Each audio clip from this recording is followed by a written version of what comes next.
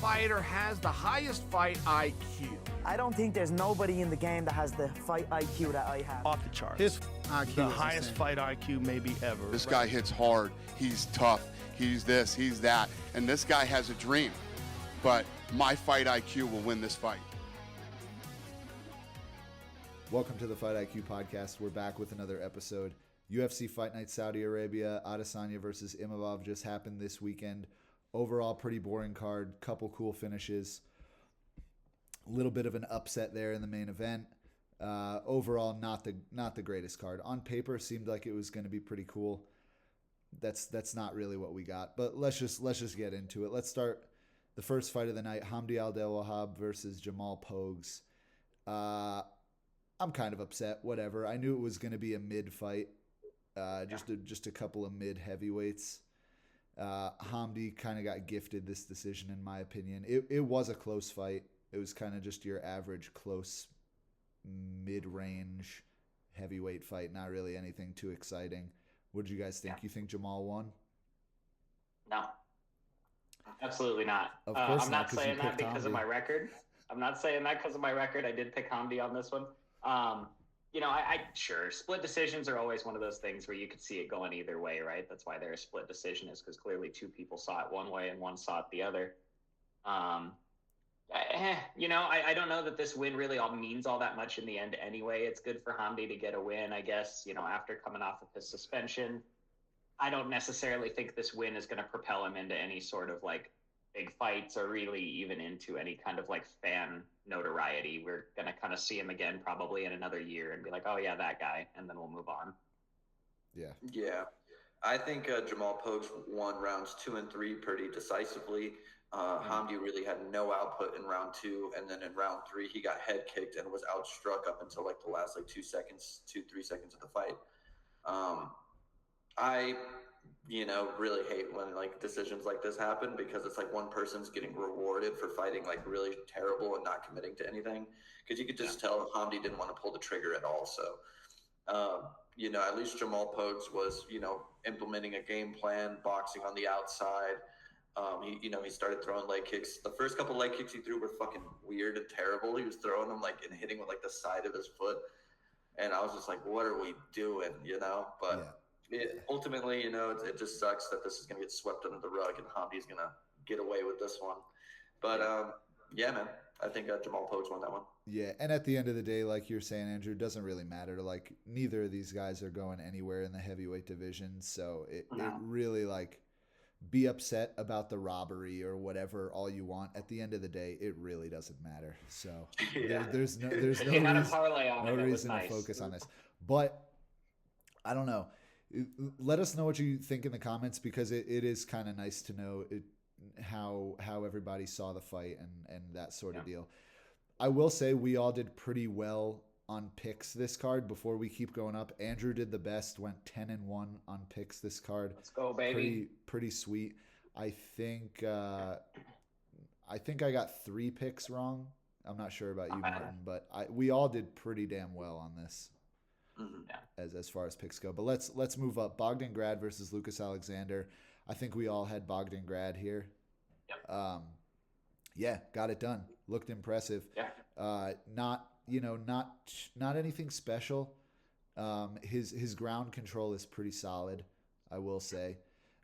Lucas Alexander, not really known for having the strongest grappling, so take that as you will. But Bogdan Grad did have a pretty impressive performance and ended up getting TKO in round 2. Yeah, I mean, that was one of those situations where I think Bogdan maybe did a little bit of his homework, right? Lucas Alexander being a fairly decorated kickboxer, Muay Thai fighter, standing up with him, especially in your debut, is probably not the best way to a finish here or even the way to a victory. So I think Bogdan kind of seeing that, understanding how he needed to win the fight, and then being able to kind of get it there was probably the best success that he had. But looked really good, exciting prospect. I think he's got something, and I hope we see him again. Featherweight division stacked, though, so he's got a long way to go, and it's going to have a lot more proving to do along the way. I mentioned this in the pre-fight breakdown that Bogdan was going to have more tools at his disposal to secure victory here. But ultimately, Lucas Alexander did really great kickboxing, and he was doing a fantastic job in the first round, defending takedowns, and I think he even reversed position at one point, and secured like a solid like sweep. But I think he just ran out of energy because he's not used to grappling in the second rounds, because he was trying to get out of mount there and then just couldn't get out of it. So he was lighting up Bogdan really early in the fight, and his striking was really nice to see. But I think that it's only possible at those higher weight classes to kind of get away with being just a kickboxer. I feel like if you're like just a kickboxer and you're going into like the bantamweight division or the featherweight division or anything like that, then you're going to have some trouble, because the grapplers are just, really, really high level, really fast, strong, and it's just so much adversity to get around. And then if you're like a lighter or a heavier weight class, it's going to be a little bit easier to defend the takedowns because you have more weight on you. And, you can kind of muscle your way out of things a lot easier than at the lower weight classes. Yeah, and especially like Bogdangrad, I don't want to make any harsh judgments here, but he looks like he has that certain type of person strength. If you're picking up what I'm putting down, doesn't look like the smartest human being on the planet, and looks very, very strong. So I'll just say that he looks like he's got a certain type of strength, but we'll leave it there. Let's move up. Jasmine Jasudavicius versus Mayra Bueno Silva. Yeah, I picked Jasudavicius here. Yeah, she's very well rounded. This is the problem with people that she's going to be fighting in the flyweight division. Everyone seems to kind of just be a specialist until you get to the champion. But yeah, everyone just seems to have kind of like that one route to victory in this division. And Jasudavicius, just being as well rounded as she is, she's going to be a problem for most people in the division. Mayra Bueno Silva coming down from bantamweight, a lot of people thought she was going to be the stronger, kind of more imposing fighter out of these two. Yeah. And it just goes to show, like, I don't know, sometimes maybe you're cutting too much weight, or once you get down to that weight, whether it was too much weight that you cut, you're still just the same size as everyone else in the weight class, regardless of where you started. Impressive performance, I thought. Yeah. I mean, it's one of those situations where it just shows that Jasmine is kind of the Swiss Army knife of the division, right? If it stays standing, she's okay. If it's on the ground, she's probably going to be better than you. And in the case of Bueno Silva, it was just one of those things where it was too little and just wasn't there, right? And it's unfortunate because she's recently moved over to the Fighting Nerds camp. So I was hoping that maybe was going to change up her striking. Maybe it was going to give her some new looks. Kind of just felt like watching another Bueno Silva fight, and I'm really not surprised that Jasmine was able to kind of do what she did. Yeah, but I will say, like, they both were doing some nice stuff. Like, I do want to point out, like, Mayra Bueno Silva, she was landing some good shots to the body. I think it was, like, really just in round one that she was throwing this left hook to the liver and then kind of, like, let off of it. I thought the body work was a good look for her, being as Jasmine Jasudavicius kind of does just tend to be the one still standing as the fight goes longer. And I thought it was a good game plan to try to get at the body of Jasudavicius early. But, Jasudavicius was able to take her down. She was able to land some nice combos of her own, and Bueno Silva really just wasn't able to keep up with it. One thing that I really liked from Jasudavicius, I saw she kept throwing over and over, was this two body, or like rather a right cross to the body and then coming back up with a left hook to the head. She was hitting that quite a bit, and I think that was able to open up her takedowns too, because this constant change of level in the striking, I think Mayra kind of didn't really know what to expect at certain times, whether she was going to come back up with the left hook or whether she was going to enter for a takedown. And again, it's just that well-roundedness keeping Mayra guessing the entire time. Yeah, for sure, man. She was also doing like a really good job cutting the cage and fighting on the outside. Bueno Silva wasn't doing the right things footwork-wise to kind of like corner her, but she was also just being really evasive. And she was still landing shots as she was moving backwards, so she wasn't just running away. She was, using proper footwork to strike while moving backwards and cutting angles. Bueno Silva did have almost had some success with front headlock that she likes to hit on people, and I think it was just a case of Jasmine just being the truth, man. Silva's a really good fighter and she has some really good wins, but she just wasn't able to really implement a game plan. She really got shut down here, especially in rounds 2 and 3. Yeah, Yeah, definitely. Good win for Jasmine Jastovicius. They should probably give her a pretty high ranked fighter next. I think she was ranked like 12 or 13. I wouldn't be surprised if they gave her someone in like top 8, top 7, something a little higher up there. I hope so. Yeah. Let's move up. Good win for Terrence McKinney. They clearly scoured the entire, they keep people like Damir Hadzovic in the division specifically for fights like this when they want to give a guy like Terrence McKinney a win. And that's exactly what happened. And Terrence actually got kind of cracked in a couple exchanges there early, but Terrence gets it done like we knew he would. Yeah, great fight. It was one of those situations where it was good to see Terrence McKinney get back kind of into his same rhythm. Again, another first round finish, maybe not in the 27 seconds or 30 seconds that we've seen from him in the past, but great ground game. He was able to implement that pretty well as well and able to maintain that mount and ultimately took the back at one point. So, really nice to see him be able to implement the ground game a little more because I think the majority of what we've seen from him has been standing. So it's nice to see that he is able to at least have those transitions. Yeah. Did he, I actually can't remember specifically, did he take Damir down or did he rock him and then end up on top? Ooh, that's a great question. I want to say he rocked it, but don't hold me to that because I'm not remembering it super well as well. I just remember that once it ended up on the ground, Terrence McKinney was able to take the dominant position. Yeah. Damir tried to escape, ultimately ended up belly down, and we got the finish from there. But I was trying to take down in that final, like that exchange against the fence that he was having. But yeah, ultimately, man, Terrence McKinney, he's still kind of the same person. Fighting wise, I think I was trying to keep an eye out to how he was looking defensively while the chaos was happening, because he's just one of those fighters that's going to immediately show up and just make action happen. And the thing is while he's in the chaos, he just has that, that berserker, mindset going to where it's like, all right, we're kill or be killed right now. And he sometimes lacks that defense that you need to be in the pocket like that. And he was keeping his hands up, even though, some shots were still slipping through. But you can tell that he kind of understands that he needs to be a little bit safer in those moments. And so I think, this is a good little first fight for him to start getting that momentum back. And ultimately, he looked confident and his striking looked really solid. So it's good to see Terrence McKinney back, Yeah, agreed. Let's move up. Shamil Gazia versus Thomas Peterson. We all knew this was going down. I didn't necessarily think it was going to be like a really nice kind of it wasn't quite a straight right hand, wasn't quite an overhand. It was kind of like a little bit of an arcing right hand. But really nice, lands clean, puts Thomas Peterson out.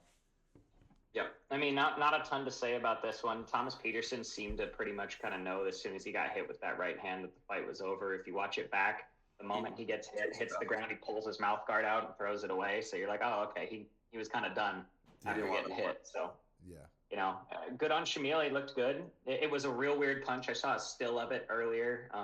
It looks like he's got a broken arm. His elbow is real high as he's throwing this kind of weird turned over punch. But hey, he looked good. I guess we give him a ranked guy, maybe somebody in the top 10 just to see. Yeah, he was 14. People are calling for Shamil to get somebody big. So let's give him somebody top 10. Yeah. Give him Tom Aspinall if we really want, right not? But either way, it's one of those situations where I don't know what you do with Shamil. But he looks good. Thomas Peterson's one of those guys that I'm not super keen on. I don't rate a win over Thomas Peterson super highly either, though. Not at all.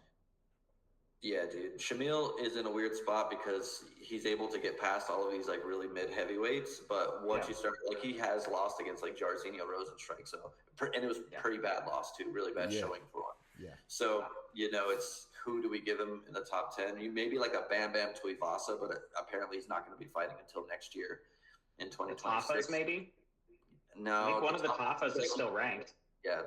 I don't know how they're still in the UFC, to be honest. No, again, if you give him a Tafa, I don't see that any differently than giving him Thomas Peterson. Mm-hmm. Like, we're talking about just an out of shape heavyweight who sometimes can get a win. Like, that just doesn't. I don't know. You give Shamil Gaziev someone else in the top 15. Obviously, Shamil was ranked 14 before this fight.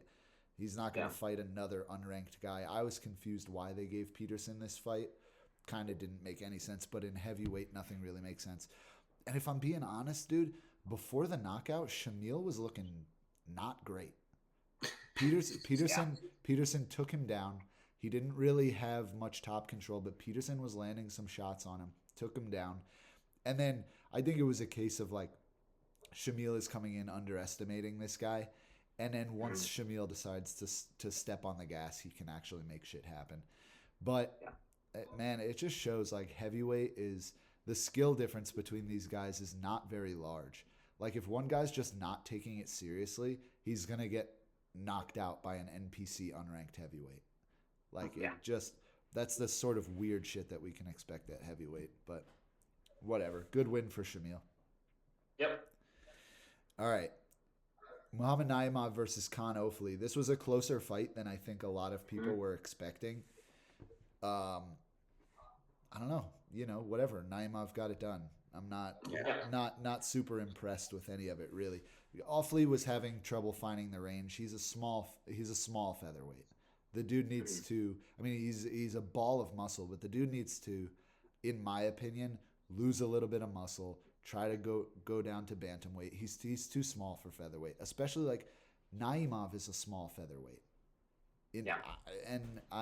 He was having trouble finding the range.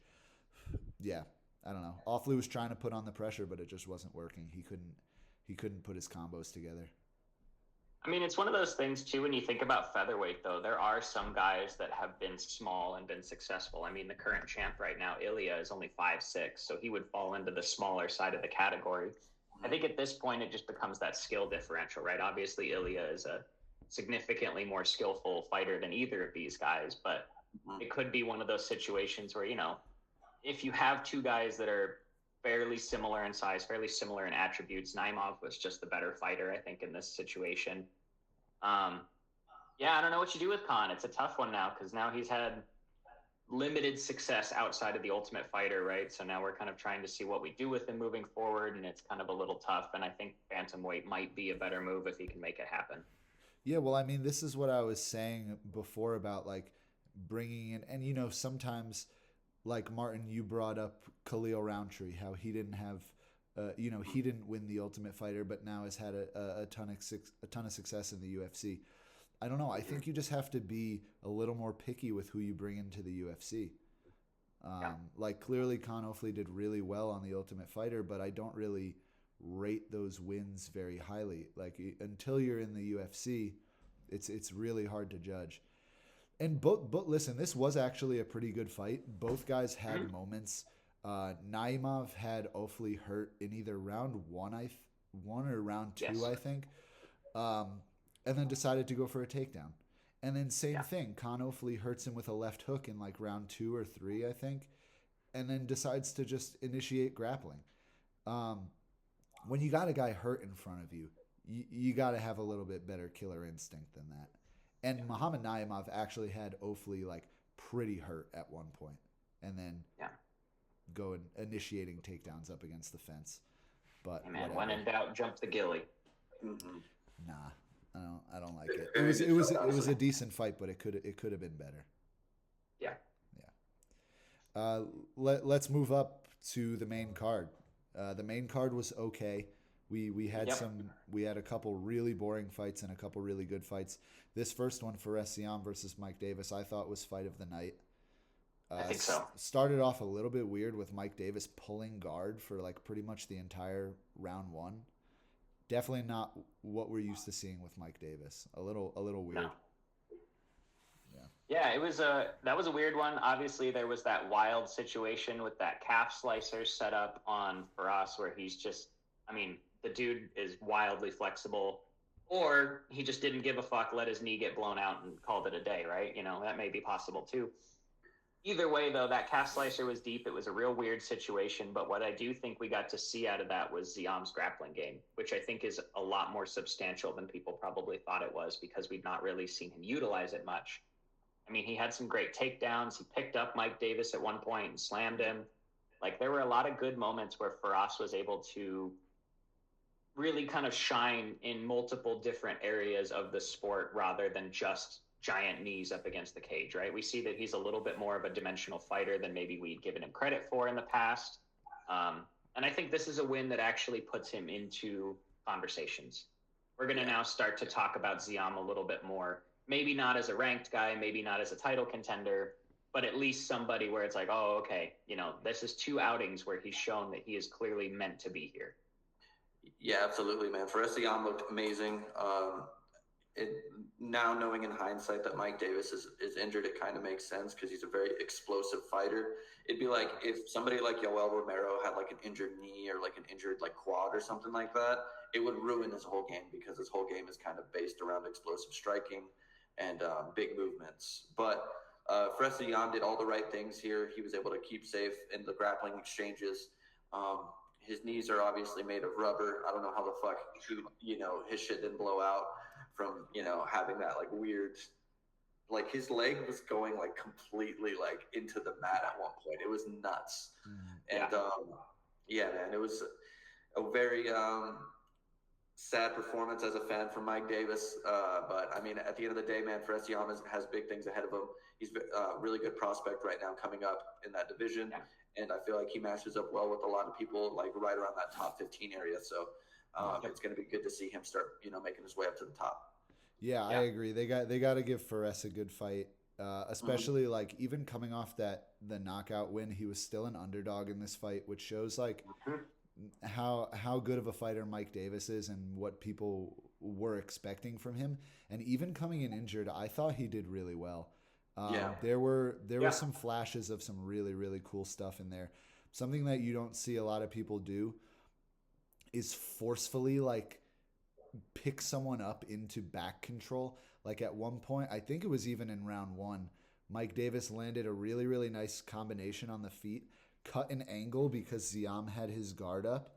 He landed a nice combo, cut an angle to pretty much take the back, and then lifted Ziam up and pretty much sat down into back control. I don't know if that makes sense the way that I'm explaining it, but it was really cool. And it just shows that like how athletic and strong Mike Davis is.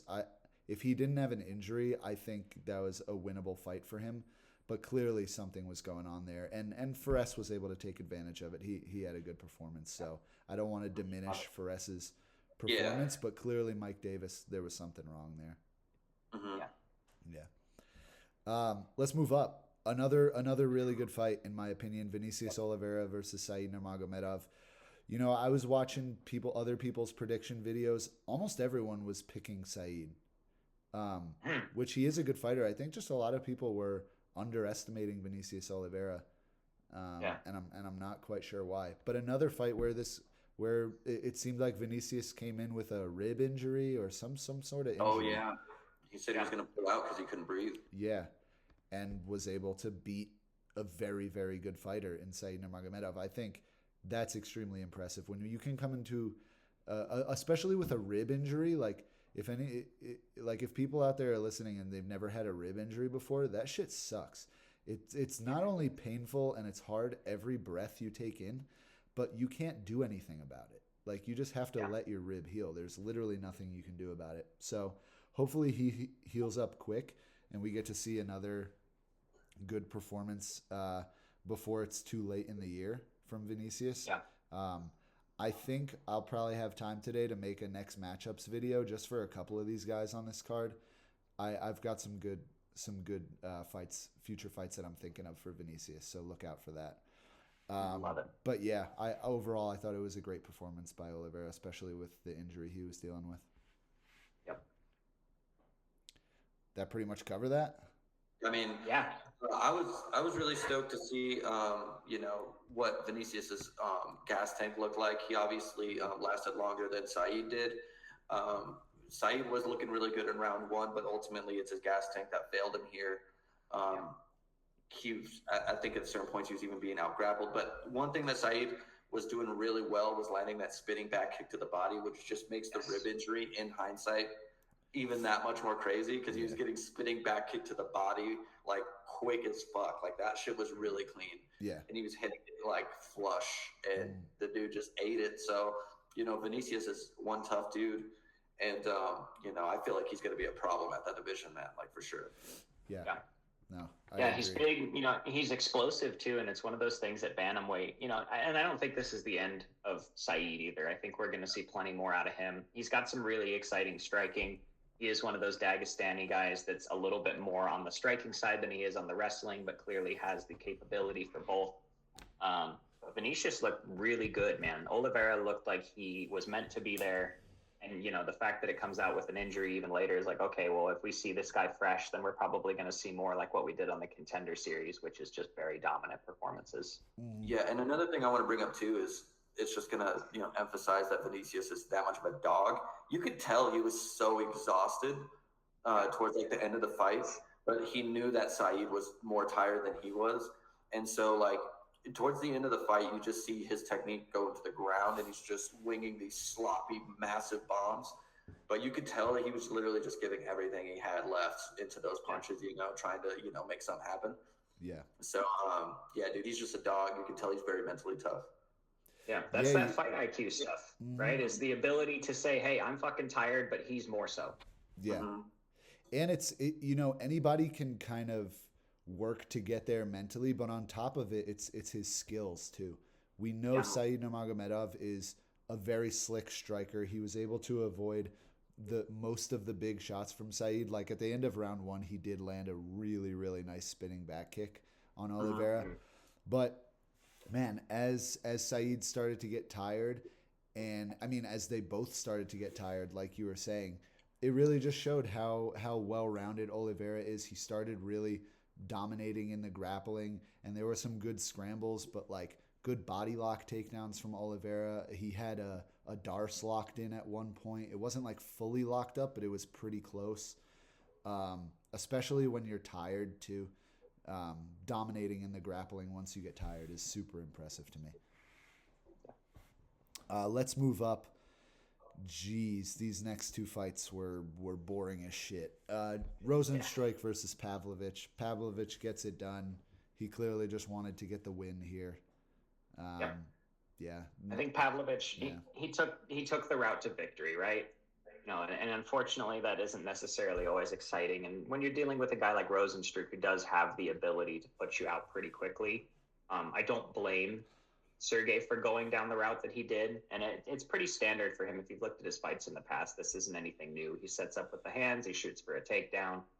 That's kind of always been his style, especially when he's such a big and kind of physically overpowering kind of guy, right? He's very strong. He's very large. He's got a big frame.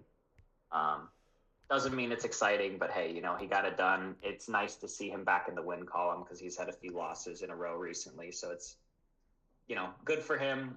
Rosenstruik's one of those guys that we could take it or leave it for me. I don't really care too much about him one way or another. So I've never seen a ton of skill in Rosenstruik.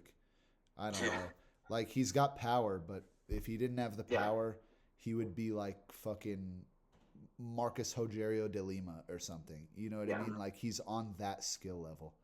So it's interesting because he utilizes that weird blitz, but then the moment somebody does it to him, he completely melts. I mean, the one that comes to mind is obviously against Francis, where Francis significantly out-blitzed him in like the first 30 seconds of the fight, and that was it, right? So if he doesn't have that ability to like really heavy forward pressure, swinging those big overhands at you, he's kind of not really got that much of a game. He's got a nice low kick, and hey, there you go, I guess, right?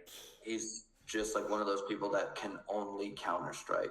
There's a lot of like counter strikers nowadays, but what they do that sets them differently from Rosenstruik is that they'll make you want to hit them back. Izzy's really good at this. Rufy's really good at this. Conor McGregor, when he was at 145 coming up, was like the king of doing this. But they pressure you to the point where you feel like you have to strike them, and then they just right at that perfect counter in their back pocket, Rosenstruik has none of that. All he has really moving forward is like a low kick, and then once you start exchanging, he just kind of bombs a hook. So, you know, it was a very boring fight. They've trained together before, so they know a lot of each other's mannerisms and what they like to do. So I think Pavlovich just wanted to, you know, start the first half of the rounds, you know, trying to feel out the striking, and then shoot a takedown and just hold position for like the last half of the round. It's a very lame game plan, but I mean, it got the job done, and Pavlovich gets a win. So ultimately, I think that's just what he wanted. Yeah, sure. All right. Happy for Pavlovich, but boring ass fight. Let's move up to the next boring ass fight of the card. MVP versus Shara Magomedov. I called this one as well. I mean, I think we all called this one. Yeah. Yeah. I never saw anything special in Shara. And again, you're a striker trying to beat MVP in a what, dude? Go back to every single video. I pick against Shara like every single time. It's true. The dude, yeah, you do. The you dude do. is you the do. dude is you not really good. can't stand the dude. Yeah, the dude is not good. I was waiting for the moment for him to get beat by a fucking welterweight coming up with zero grappling. Like, what the fuck, Yeah. Dude, if you're Shara Magomedov as a middleweight and a striker with no grappling coming up from welterweight can beat you, you have no future in the UFC. I'm sorry. I think that's a big statement because we're talking about MVP. We're not talking MVP about is a welterweight. I don't care. If we were talking about like He's a Ian Gary welterweight. coming up I to don't 185, then it'd be a different story. But since we're talking about MVP, who is one of those guys that's on such a high level with striking that you have to be super, super careful. I mean, look at MVP fights, and unfortunately, we haven't seen the flashes of greatness from MVP that we saw when he was doing his stint over in Bellator, right? Where he was finishing everybody, throwing pokeballs at people, like, you know, smashing skulls, doing whatever. He hasn't had any of those kind of finishes like he did then, but that doesn't mean that he's just some random welterweight, and he is big. I think I people never said forget he that was a. MVP I never said he was a welterweight. random. I didn't say he was a random welterweight. I'm just saying he's a welterweight with no grappling. Yeah, but Shara Bullett's never really been a guy to show grappling either, right? So we knew coming into this that it was going to be essentially a karate fight. We knew it was going to be kickboxing heavy. Yeah. We knew MVP was going to do the same thing that he always does. Shara, unfortunately, doesn't have the skill that like Lima did to be able to take advantage of that low kick as he's coming in to be able to knock out his base. I also think it's something to say that MVP is somebody that's particularly special. And when you get to fighting him, it seems like most people want to strike with him, not because they think they can beat him there, but because they're trying to make a statement. And unfortunately, MVP's not the guy to try and make a statement on. And in this case, completely derailed Shara and is then going to bounce back down to welterweight because he took this fight at middleweight for who knows what reason outside of the fact that I think it's kind of a super fight style matchup. Yeah, right? that's all he said. It was that it point. was an intriguing matchup to him, so he wanted to take the opportunity. Yeah, I mean, he saw it. He saw it as an easy win. Like I knew it was going to be because Shara is absolute trash, and that's that. I don't know, man. I feel like MVP is a problem for anybody that can't grapple. But the thing is like to not even try to grapple at certain points, not even try and shoot, and even just to clinch him, you know. Mm-hmm. MVP did look a little bit bigger than Shara, and it was just a styles make fights thing, you know. It's like Shara has one eye. He needs to be able to get in on you to fucking strike, and MVP is statistically the hardest person to get in on when it comes to striking. Like even with grappling, his footwork is so good, and his distance management and how he can move in and out is just so good that like you really have to just dive in on his legs and hope he gets to something, and you know, just like Ian Gary did. Okay, so what? But listen, then that I want to ask you guys something. Then okay, then if we're not ranking Shara as like an elite striker, and he has no grappling, what is everyone so hyped up about? Well, the thing is it's not that we're not saying he's an elite striker. I feel like even elite strikers will fail to MVP because his style is just so unique and he's hard to hit. Like and I don't think it's like an offensive thing. I don't think he's like the best offensive striker at all. It's mostly all defense. Because like Andrew was saying, that Bellator run he had when he was cracking Cyborg's skull and when he was knocking out fucking Uber drivers, like low level competition that was like 10 years ago at this point, you know. Ever since then, you know, MVP really hasn't shown greatness. He hasn't shown big KOs like since he knocked out that fucking Irish school teacher in Bellator, dude. Yeah. Like, but this is exactly my point. Like Yeah. Shara is a young, up and coming guy whose striking is his specialty, Right. and he's losing to a 37-year-old welterweight. So but you need But to my problem, yeah. my problem with it too is we also talked about Armen Petrosyan being an elite level striker, right? That was the whole argument for Armen coming in, was that he's got all these multiple kickboxing world titles. His whole game plan is going to be striking. He's one of the best strikers in the division, supposedly. I never said that. And Shara no, you didn't, but people did. People did. That was the hype for that fight. When Shara fought Armen, it was, oh man, this is going to be a massive kickboxing fight because Petrosyan's got such a great kickboxing background. And Shara made him look pretty bad. Let's be honest. He made him look pretty bad. And I think what this does more than anything is it shows you how good MVP is, not how bad Magomed is. I disagree. It's not. I remember Shara getting pieced up in that fight a little bit, bro, until that back fist landed. This is exactly what I was going to bring up. This is exactly what I was going to bring up. I was that like, I fight, remember getting pieced up by Armen until that double spinning back fist landed. And sometimes that's all it takes. And sometimes that's the situation, right? If you're going to put yourself in a situation where, and of course nobody's going to predict a double back fist, right? Nobody throws that shit. So like to some extent you have to give him that. Yeah, you have to give him that unorthodox pirate style kind of credit. It doesn't mean he's always going to be successful, and I don't think that a loss to MVP completely diminishes his ability, but I do think it puts him into a category where the hype train is not moving at the speed that it was before. That's for sure. But my thing is the hype train should have never left the station to begin with. Like, he was undefeated to this point, I think people, but dude, we know about like, especially Russian fighters before they come to the UFC, like you can't trust their record. And if I'm just looking at the rankings of the middleweight division right now, bro, there's like maybe 2 guys ahead of him that he beats. This is like almost the same thing that I was saying with Bo Nickel. It's like, okay, cool, he's going to beat a certain level of opponent. And then once you get to the rankings, you're fucked. Who is he beating in the top 15? I think Shara beats Brendan Allen. No, absolutely Brendan not. Allen can grapple, bro. And he can strike. I'm not worried about it. Bro, I think Brendan Allen, legitimately, I think Brendan Allen has better striking than Shara. That's a wild statement. That's bro. Okay. He was piecing up Imavov. Brendan Allen was piecing up Imavov in their fight before it started to not go his way.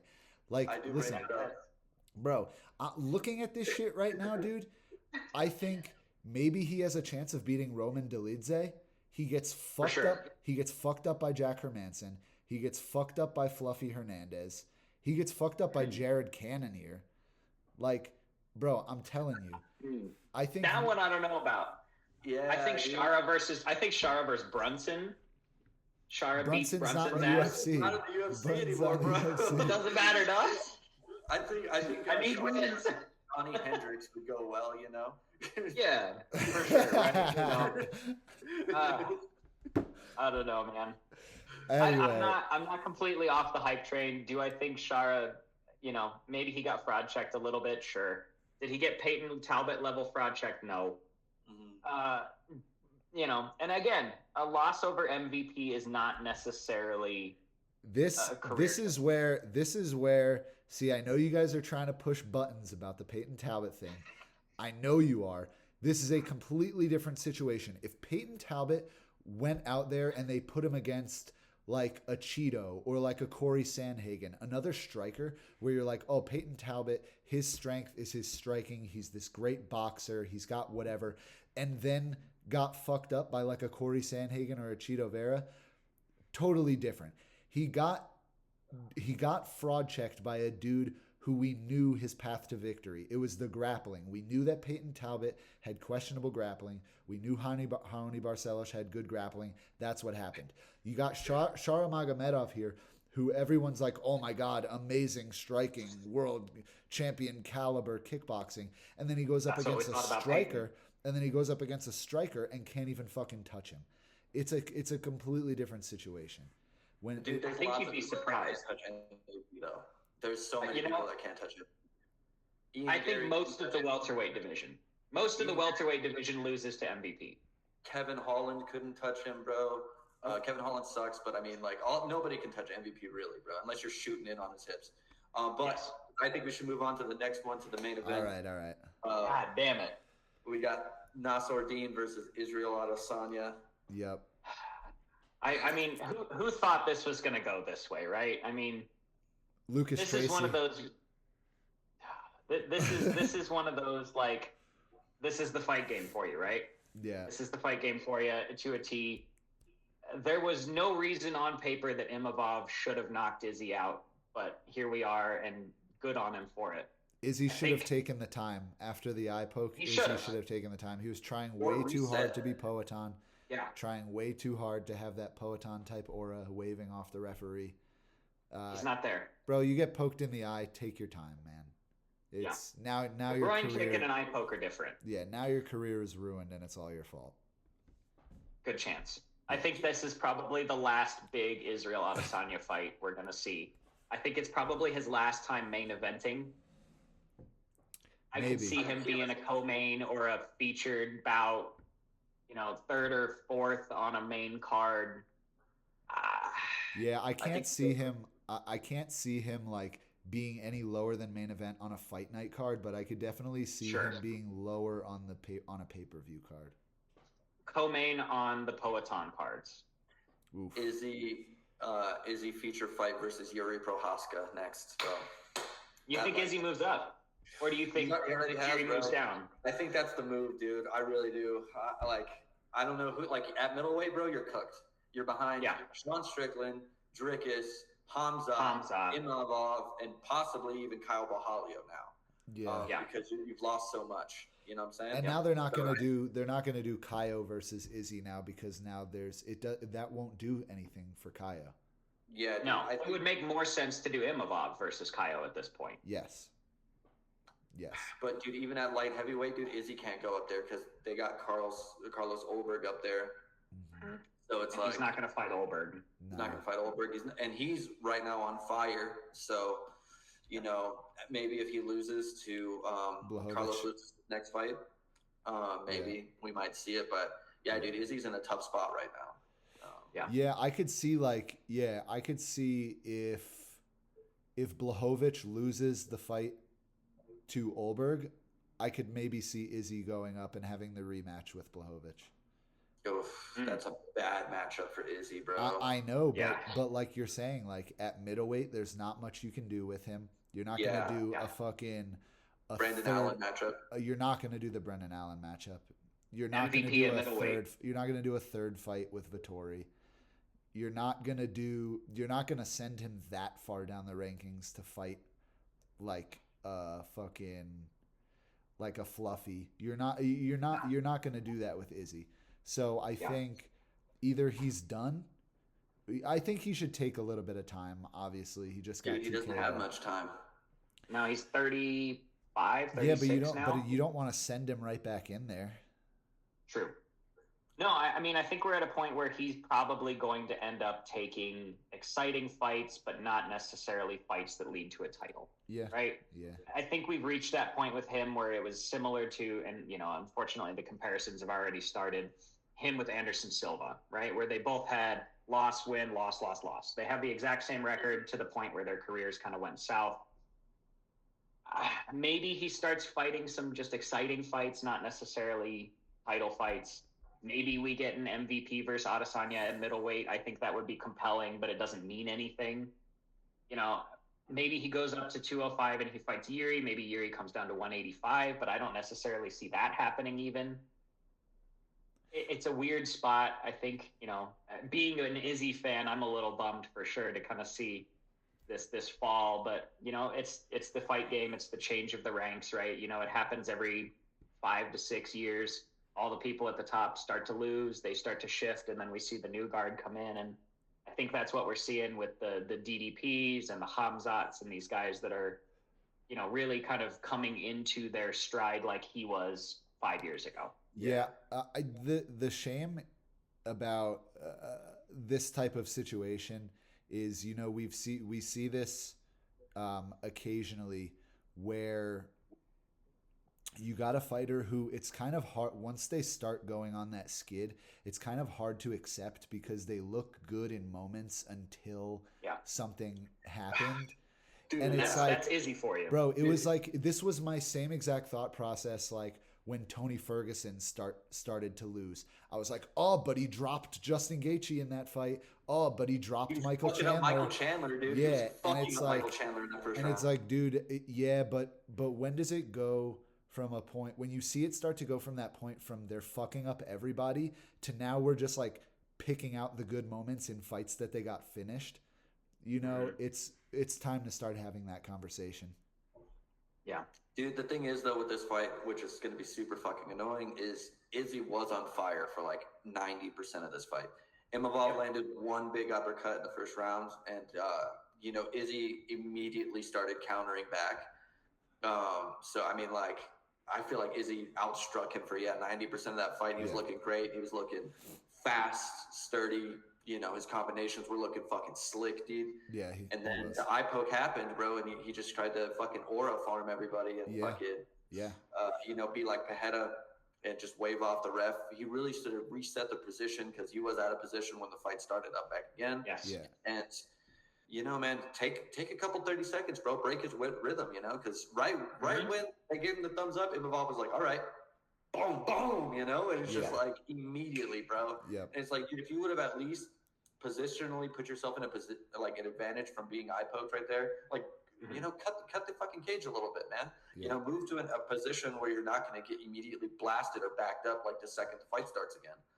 But I think Imavov really just caught like a really perfect offbeat timing to really fire off at Izzy real quick, and the follow-up shot he landed when he was against the fence would have fucking put out anybody, bro. So it was a good stoppage. Very unfortunate for Izzy, man, because he looks so good. Yeah.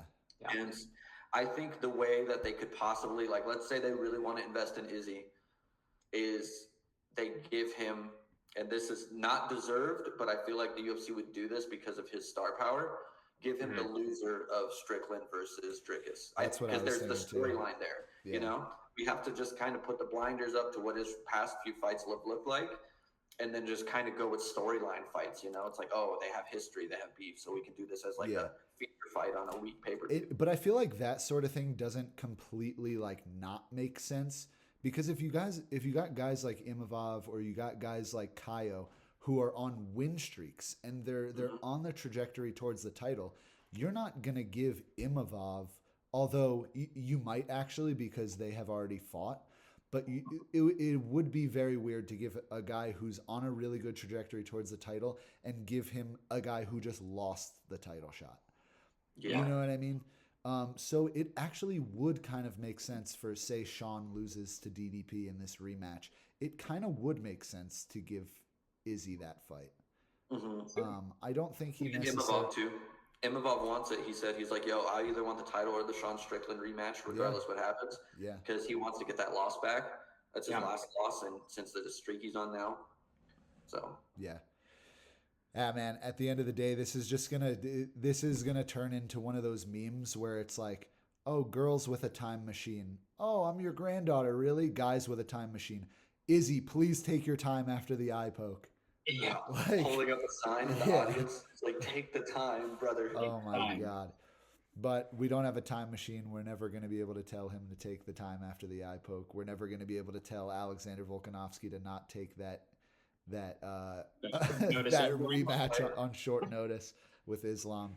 It's just one of those moments. You know, I think, you know, once you reach a certain age, once you've been finished by a couple of the top guys, which now he's been finished by 3 of the top guys, it's time to start thinking about winding down your career a little bit. Yeah. But that's how this card went.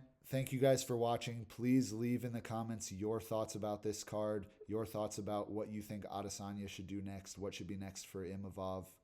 Thank you for watching. Like, comment, and subscribe. We appreciate it. Adios. Peace.